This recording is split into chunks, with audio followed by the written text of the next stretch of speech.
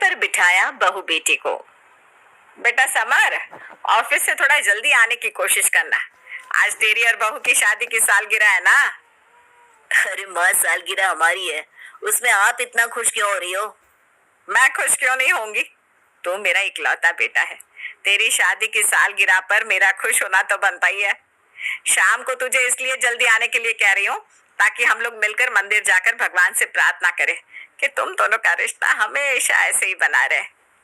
अरे मम्मी, इतने साल हो गए मेरी शादी को, हर एनिवर्सरी पर आपका बस यही प्लान होता है, मंदिर जाकर भगवान का आशीर्वाद लेंगे।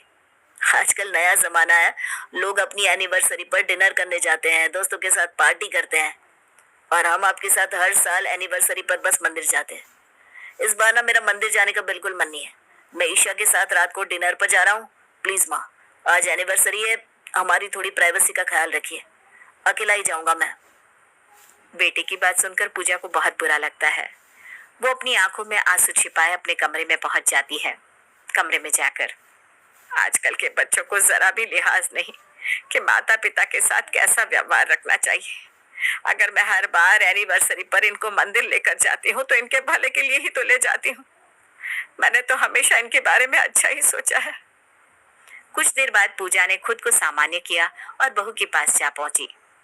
ईशा बहू, आज तेरी एनिवर्सरी है ना, इसलिए तेरे लिए साड़ी लेकर आई हूँ। पता है पूरे मार्केट में एक यही साड़ी थी जो मुझे एक नजर में भा गई थी। समर कहकर गया है शाम को तुझे डिनर पर ले जाएगा। ऐसा करना बेटा, यही साड़ी पहनकर जाना। मम्मी जी, अगर आपको साड़ी बहुत पसंद आई थी तो आपको अपने लिए खरीदनी चाहिए थी। अब अपनी एनिवर्सरी पर मैं बाहर क्या पहन कर जाऊंगी, ये तो मैं ही डिसाइड करूंगी ना। आप बाजार जाकर ना अपने लिए कपड़े खरीदा करो। हर महीने 2 महीने में आप साड़ियाँ उठाकर ले आती हो, और फिर उसके बाद मुझे उन्हें पहनना पड़ता है। अरे बेटा, तू तो जानती है बाजार जाकर मुझे अपने लिए तो कुछ सोचता ही नहीं। दिल करता है बस अपने बच्चों के लिए ही शॉपिंग करूं। और बेटा मैं करूंगी भी क्या इन महंगे कपड़ों का? मुझे कहाँ जाना रहता है। अरे मम्मी जी, अब हम इतने छोटे बच्चे नहीं रहे कि आपको हमारे लिए शॉपिंग करनी पड़े। हमें जो चाहिए होगा हम बाजार जाकर खरीद लेंगे। आप बाजार जाती है ना तो अपनी जरूरत की चीजें खरीद कर लाया कीजिए। पता नहीं आज इन दोनों को क्या हो गया है जो इस तरह से मुझसे बात कर रहे हैं। सुबह समर मुझे सुना गया और अब ये बहू बिगड़ रही है। 2 दिन बाद। अरे माँ जी, अभी तक आप घर पर ही हैं? आपको तो आज किटी के लिए जाना था ना। अरे नहीं बहू, तुझे पता ही है कि मुझे ये किटी विटी पसंद नहीं है। समय की बर्बादी है बस। मुझे तो अपने बच्चों के साथ घर पर रहने में अच्छा लगता है। और वैसे भी तू अभी ऑफिस से आई है, अगर मैं भी चली जाती तो खाना कौन बनाता? अरे तू छोड़ ना ये सब, चला जा, हाथ मुंह धोकर बैठ जा, मैंने चाय रखी हुई है। ओफो माँ जी, क्या जरूरत थी आपको खाना बनाने की? मतलब खाना बनाने के लिए आप अपने दोस्तों के साथ किटी नहीं गई? माँ जी, किसने कहा आपको रोज रोज घर पर बैठकर खाना बनाने को? और हमारा तो प्लान बन चुका था कि हम खाना बाहर से ऑर्डर करेंगे। अब आपकी ये रूखी सूखी दाल रोटी मुझे नहीं खानी। एक दिन भी अपनी पसंद का खाना नहीं खा सकते हम इस घर में। मैंने इतने प्रेम से खाना बनाया, इनके खाने पीने की दिक्कत ना हो इस चिंता में मैं अपने दोस्तों से मिलने तक नहीं गई और ये मुझे ही तेवर दिखा रही है। लगता है जैसे किसी को मेरी जरूरत ही नहीं है। देख बहू, अगर तुम्हें बाहर से खाना मंगवाना था तो मुझे पहले बता देना चाहिए था। मैंने इतनी मेहनत से सब कुछ बनाया और तू ऐसे जता रही है जैसे मेरे हाथ का खाना खाने में तुझे बड़ी तकलीफ हो रही हो। अरे तो मत बनाया कीजिए ना। किसने कहा है आपसे कि मेरे आने से पहले सब कुछ बनाकर रखने को? सास पूजा को बेटी बहू का ये रवैया कुछ समझ में नहीं आ रहा था। पूजा के पति की सालों पहले मृत्यु हो चुकी थी। समर पूजा का इकलौता बेटा था। पति की मौत के बाद पूजा ने अपना पूरा ध्यान अपने बेटे समर पर ही लगा दिया था। कुछ समय बाद समर की पढ़ाई खत्म हुई और वो एक अच्छी कंपनी में नौकरी करने लगा। शादी की उम्र होने पर समर की शादी ईशा के साथ हुई और ईशा पूजा के घर दुल्हन बनकर आ पहुंची। जैसा कि हर परिवार में होता है, बहू के आने के बाद घर की एकता में फूट पड़ जाती है, लेकिन पूजा के साथ ऐसा कुछ भी नहीं हुआ था। पूजा अपनी बहू ईशा को भी उतना ही प्रेम दिया करती जितना वो अपने बेटे समर को दिया करती। ईशा को उससे कभी भी अपनी बेटी से कम नहीं समझा था। ईशा और समर के ऑफिस जाने के बाद पूजा पूरे घर की जिम्मेदारी संभालती। सुबह उठकर दोनों बेटे बहू को नाश्ता और खाना तैयार करके देती। उनके जाने के बाद घर के सारे काम खुशी खुशी निपटाती और शाम को भी बेटे बहू के आने से पहले चाय नाश्ता खाना सब बनाकर तैयार रखती। हर पल उसके मुंह पर सिर्फ बेटा और बहू का ही नाम रहता। खुद के लिए जीना तो जैसे पूजा ने सीखा ही नहीं था। अपने जीवन का हर पल वो जैसे परिवार के नाम कर चुकी थी। अरे मम्मी जी, आप मेरे आने से पहले ही क्यों खाना बना देती हैं? मैं आकर बनाऊंगी ना। और अब आपकी कोई उम्र थोड़ी ना रही है कि आप इतने बड़े घर की जिम्मेदारी अकेले संभालें। कम से कम एक मेड तो रख लीजिए। अरे बेटा, अगर तेरी जगह मेरी बेटी ऐसे ऑफिस जा रही होती तो क्या ऑफिस से थक कर घर पहुंचने पर मैं उससे खाना बनवाती? बेटा, ये बात सोचने की तुझे जरूरत नहीं है कि तू अपने ससुराल में है। मेरे लिए तो तू ही मेरी बेटी है और तू ही बहू। ऑफिस में भी तो 8-8 घंटे काम करके आती है। अरे घर आकर तो आराम से बैठकर मेरे साथ बातें किया कर। धीरे धीरे समय बीता और बहू ईशा ने एक प्यारी सी बेटी को जन्म दिया। पूजा का जीवन अब ईशा और समर के अलावा पोती समीक्षा के आसपास घूमने लगा था। माँ जी, समीक्षा बहुत छोटी है। अगर मैं इसे छोड़कर ऑफिस चली जाऊंगी तो कैसे सब कुछ मैनेज होगा? मुझे नहीं लगता कि मैं उसे छोड़कर अब वापस से ऑफिस जा पाऊंगी। हर समय मुझे उसकी ही चिंता लगी रहेगी। अरे ईशा, तुम क्यों चिंता करती हो? ऐसा थोड़ी ना है कि बच्चे होने के बाद लड़कियां नौकरी छोड़ देती है। अरे हम बच्चे की केयर करने के लिए कोई बेबी सिटर रख लेंगे। अरे बेटा, क्यों चिंता करती है? तेरी माँ है ना घर में। तू निश्चिंत होकर ऑफिस जा। समीक्षा को संभालने के लिए घर पर मैं हूँ। धीरे धीरे समय बीतने लगा। नन्ही सी 6 महीने की समीक्षा दादी की गोद में खेलते हुए 3 साल की हो गई। आज के दिन देख चंपा, कल से तुझे समय से आना है। घर की साफ सफाई, कपड़े, बर्तन, झाड़ू पोछा सब तेरी जिम्मेदारी है। और हाँ, कुक को भी कह देना खाना तीनों टाइम एकदम ताजा और कम तेल मसाले का बनाना है, समझ गई? अरे बहू, क्या जरूरत है दो दो काम वाली रखने की? पता है ना, काम वाली ही होती है। चाहे इन्हें कितना भी पैसा दे दो, इनसे कभी भी अपने मन का काम नहीं करा पाओगे। और फिर मैं घर में खाली ही तो रहती हूँ। अब घर के सारे काम करने के लिए तू नौकरानी रख लेगी तो मैं घर में बैठ कर क्या करूंगी? अरे माँ जी, आप घर में खाली रहती हैं तो अपने खालीपन का कुछ इलाज करिए ना। अपनी सहेलियों से मिलिए, भजन कीर्तन करिए, सत्संग में जाइए। इतना ही नहीं, जिम करना शुरू कर दीजिए। अब ये तो कोई बात नहीं हुई कि आप खाली है तो घर में बैठकर झाड़ू पोछा करेंगी। और देखिए माँ जी, मेरा घर है, मुझे अपने तरीके से संभालने दीजिए। बहुत संभालिए आपने, अब मेरी बारी है। आप तो अब घर से रिटायरमेंट ले लीजिए बस। बहू ईशा ने घर के काम के लिए 2 नौकरानियां रख ली थी। इतना ही नहीं, बच्चे की देखभाल के लिए भी घर पर आया आने लगी थी।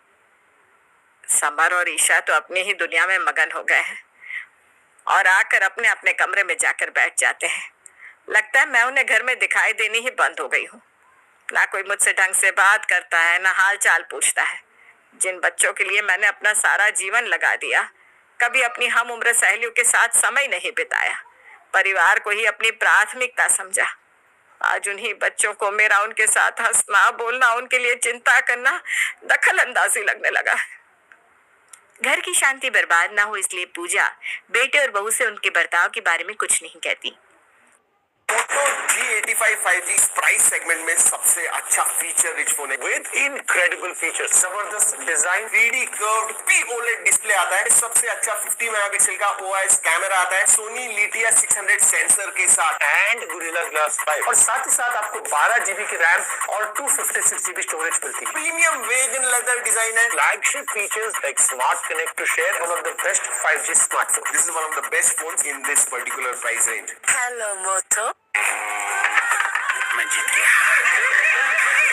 ये क्या है? इनाम। इसका मैं क्या करूंगा? चलो सेनापति, मैं जीत गया। बहुत खूब, तुम्हारा इनाम। इसका मैं क्या करूंगा? ये हुई ना बात। लूडो है सदियों से इंडिया का अपना गेम, पर ऐसे कैश प्राइजेस पहले कहाँ थे? तो आज ही zupi.com से ऐप डाउनलोड करो और जीतो लाखों तक कैश। इस खेल में वित्तीय जोखिम शामिल है और इसकी आदत लग सकती है। जिम्मेदारी से खेलें। और अब वो खुद को व्यस्त रखने के तरीकों के बारे में सोचने लगती है। सबसे पहले उसने पार्क में जाकर अपने हम उम्र लोगों के साथ दोस्ती बढ़ाने के बारे में सोचा। इसलिए अब वो नियम से पार्क में जाकर बैठने लगी थी। अरे भाई, आज तुम यहाँ पार्क में कैसे नजर आ गई? क्या बात है? आज काम जल्दी खत्म हो गया क्या? अरे नहीं नहीं, ऐसी बात नहीं है। वो क्या है ना, बहू ने घर के कामों के लिए फुल टाइम मेड लगा ली है। अब घर पर तो कुछ काम रहता नहीं। कितनी देर बंदा टीवी में दिमाग खपाए। तो मैंने सोचा चलो पार्क या मंदिर ही हो आती हूँ। अरे बहन जी, बहुत अच्छा किया आपने। देखिए, हम लोगों ने तो अपनी सारी जिंदगी घर गृहस्थी चलाने और बच्चों को काबिल बनाने में गुजार दी। अब जब बच्चे काबिल बन गए, अपनी घर गृहस्थी संभालने लायक हो गए, तो क्यों ना हम लोग कुछ दिन अपनी जिंदगी अपने तरीके से जी ले। और सही बताऊं तो जो मजा इस उम्र में है ना, वो तो कभी जवानी में भी नहीं था। अब आप ही सोचिए, इस उम्र में ना तो हमें बच्चों को टिफिन बनाकर देने की चिंता है, ना पति के ऑफिस से आकर उनके नखरे झेलने की। अरे आजाद पंछी है हम लोग। जब मन किया मंदिर में भजन कर लेंगे, जब मन किया चल दिए झोला उठाकर सहेलियों से मिलने। अरे अपनी मस्ती में जी रहे हैं अब तो। असली मजा तो इस रिटायरमेंट के बाद वाली जिंदगी में ही है। क्यों, क्या कहती हैं आप? हाँ जी, ठीक कहा बहन जी आपने। वैसे मैं भी अब तक घर गृहस्थी ही चला रही थी, लेकिन अब लगता है आपकी बात भी गलत नहीं है। जीवन भर बच्चों के मोह में बंद करना, हमने कभी अपने मन का कोई काम किया नहीं, ना किसी से दोस्ती की, ना घूमे फिरे। बस काम करते करते ही इतनी उम्र बिता दी। कभी ख्याल ही नहीं आया कि अपने बारे में भी सोचना चाहिए। लेकिन अब मुझे एहसास हो रहा है कि हम बुजुर्ग अपने बच्चों, नाती पोतों से चाहे जितना प्रेम कर ले, लेकिन एक समय के बाद ना हमारा प्रेम भी उनके लिए बेड़ी बन जाता है। आज के समय में बच्चे आजाद होकर जीना चाहते हैं, हमारा प्रेम उन्हें बंधन की तरह लगता है। अगर परिवार की सुख शांति चाहिए ना, तो इन बेड़ियों को खोल देने में ही समझदारी होती है। आपकी बातों से मैं सहमत हूँ बहन जी। आपसे मैं भी ना आप लोगों के साथ समय बिताऊंगी। सच में आपसे बातें करके आज मुझे बहुत अच्छा लगा है। अरे पूजा जी, हम तो हमेशा से ही आपको भजन कीर्तन किटी पार्टी हर चीज के लिए बुलावा भेजते हैं, लेकिन आप कभी हमारे साथ मिलती जुलती ही नहीं। हमें तो यही लगता था कि शायद आप हमारे साथ उठना बैठना पसंद ही नहीं करती हैं। अरे नहीं, ऐसी बिल्कुल बात नहीं है। वो क्या है ना बहन जी, बस कुछ बातें ना समय के साथ ही समझ में आती है। आप ये समझिए कि मेरी समझ थोड़ी सुस्त है, बातों को समझने में थोड़ा समय ज्यादा लेती हूँ, लेकिन आप समझ गई हो, आप कोई दिक्कत नहीं आएगी। आप लोगों का जो भी प्रोग्राम हो ना, मुझे भी जरूर शामिल करिएगा उसमें। शुरू में तो घर से बाहर निकलकर सबसे मिलने जुलने में पूजा को काफी समस्या आई, लेकिन धीरे धीरे वो लोगों से मिलने जुलने में सहज हो गई। देखते ही देखते पूजा का जीवन के प्रति नजरिया ही बदल गया था। पहले घर में पुराने गले कपड़े पहनकर दिन भर बच्चों के आगे पीछे घूमने वाली पूजा से अब वो एक हमेशा खुद को मेंटेन करके रखने वाली, दोस्तों के साथ फोन पर घंटों बातें करने वाली, सहेलियों के साथ टूर पर जाने वाली पूजा बन गई थी। किटी पार्टी हो या भजन संध्या, दोस्तों के साथ समय बिताने का कोई भी मौका वो मिस नहीं करती थी। बच्चों और परिवार की जिम्मेदारियों से थोड़ा सा फासला करने के बाद उसे समझ में आ गया था कि घर, परिवार और बच्चों के अलावा भी एक दुनिया है जिसमें उसने कभी कदम ही नहीं रखा। ये देखिए मम्मी जी, मैं आपके लिए ये साड़ी लेकर आई हूँ, देखकर बताइए कैसी है। साड़ी तो बहुत अच्छी है बेटा।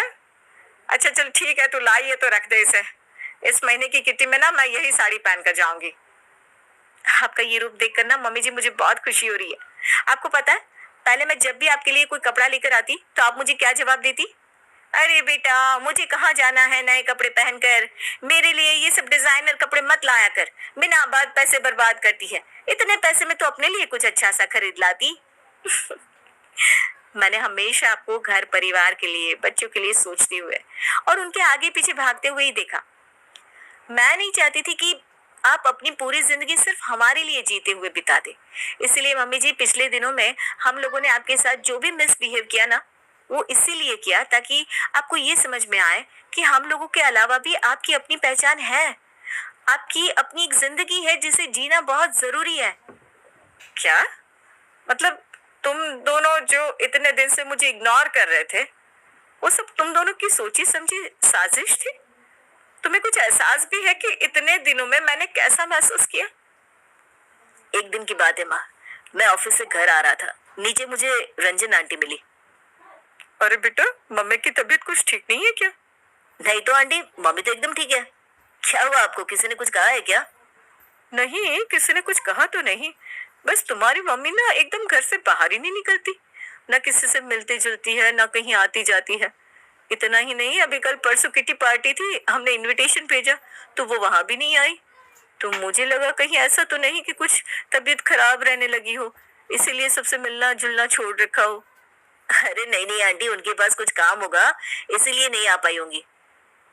समर इतना कहकर 2-4 कदम आगे ही बढ़ा था कि रंजन आंटी के पास खड़ी एक औरत उनसे कहती है, अरे बहन जी, आपको नहीं पता क्या? घर से बाहर कैसे निकलेगी बेचारी? इन लोगों ने नौकरानी बनाकर रखा हुआ है घर में।